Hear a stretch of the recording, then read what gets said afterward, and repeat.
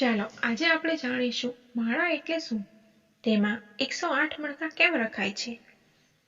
સંસારની આટીઘૂટી જીવન નિર્વાહ માટેની દોડધામ અને ક્યારેક આળસના લીધે મનુષ્ય દિવસમાં એકવાર પણ પરમ કૃપાળુ પરમાત્માનું સ્મરણ કરતો નથી હોતો. આવી પરિસ્થિતિથી આપણા પૂર્વજો અજાણ ન હતા.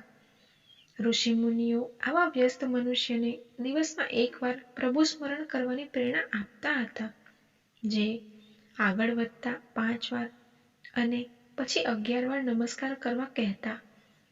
પ્રભુ સ્મરણ માટે પોતે આપેલ મંત્ર જપવા માટે જ્યારે ચોક્કસ ગણતરીની જરૂર ઊભી થઈ, ત્યારે મણકાવાળી માળાનો જન્મ થયો હોવો જોઈએ તેમ માનવામાં આવે છે. બહુ જ સાદા અર્થમાં કહીએ તો મંત્રમાળાની ગણતરીની સાનુકૂળતા માટે સાધન એટલે કે માળા.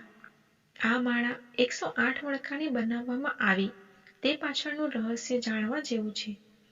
મનુષ્યની શારીરિક રચના મુજબ તે 1 મિનિટમાં 15 વાર શ્વાસ લે છે. આ ગણતરી પ્રમાણે મનુષ્ય એ 24 કલાકમાં 21,600 વાર શ્વાસ લે છે. આપણા શાસ્ત્રોમાં પણ તેની નોંધ છે. તેમાં રાત્રિના 12 કલાક જો બાદ કરી લઈએ તો દિવસના 12 કલાકમાં મનુષ્ય 10,800 વાર શ્વાસ લે છે. સ્વાભાવિક છે કે દરેક શ્વાસે ભગવાનનું સ્મરણ ન થઈ શકે, પરંતુ જો વિધિપૂર્વક મંત્રનો જાપ કરવામાં આવે તો પ્રત્યેક મંત્ર જાપનું 100 ગણું ફળ મળે છે. ઋષિ મુનિઓના આ વિધાન મુજબ દિવસ દરમિયાન જો 108 વાર મંત્રનો વિધિપૂર્વક જાપ થાય તો તેનું 100 ગણું ફળ મળે. તે ગણતરીએ માળામાં 108 મણકા પરોવવામાં આવ્યા છે. 108 મણકાની એક માળા મંત્રજાપ કરી ફેરવવાથી શ્વાસે શ્વાસે ભજન કર્યું ગણાય. આમ દિવસમાં એક માળા ફેરવી પ્રભુ ભજનનું પહેલું પગથિયું ગણાય છે. 108 મણકા માટેનો બીજો મત ખગોળીય શાસ્ત્ર છે. ખગોળશાસ્ત્ર પ્રમાણે સૂર્ય-ચંદ્રના આધારે પૃથ્વી ઉપર ઋતુચક્ર ચાલે છે. સૂર્યના માર્ગને પ્રાચીન ઋષિ વૈજ્ઞાનિકોએ 27 વિભાગોમાં વહેંચીને પ્રત્યેક વિભાગમાં રહેલ તારાઓના સમૂહને નક્ષત્ર સંજ્ઞા આપી છે. આ નક્ષત્ર માળાના આધારે આપણી માળાની કલ્પના કરવામાં આવે છે. પ્રત્યેક નક્ષત્રના 4 ચરણ હોય છે. આથી 27 નક્ષત્રોના મળીને કુલ 108 ચરણ થાય છે. તેથી માળાના મણકાની સંખ્યા 108 રખાય છે તેમ આપણા પૂર્વજોનું માનવું છે.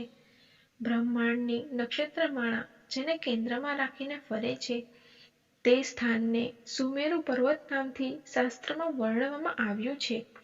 આથી માળાના બંને છેડા જ્યાં મળે છે તે સ્થાનને અને તે મણકાને સુમેરુ કહેવામાં આવે છે, જે અપભ્રંશ થઈને મેરુ તરીકે ઓળખાય છે.